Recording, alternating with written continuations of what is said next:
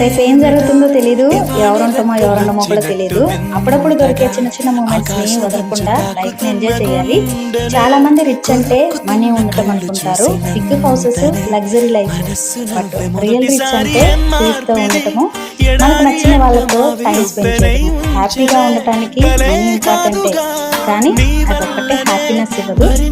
కొన్నిసార్లు చిన్న చిన్న మూమెంట్స్ కూడా మనకి చాలా హ్యాపీనెస్ ఉంటుంది. అందుకే రియల్ రిచ్ అంటే బ్యాంక్ బ్యాలెన్స్ కాదు, మన హార్ట్లో ఉండే సాటిస్ఫాక్షన్. సో చాలామంది వాళ్ళ పరిస్థితి వల్ల డబ్బు చుట్టూ పరిగెడతా ఉన్న కాస్త టయాన్ని కూడా నెగ్లెక్ట్ చేస్తూ ఉంటారు. సో రేపు ఏం జరుగుతుందో తెలియదు కాబట్టి ఉన్న చిన్న చిన్న మూమెంట్స్ని కూడా లైఫ్ని ఎంజాయ్ చేస్తూ ఉన్నారు.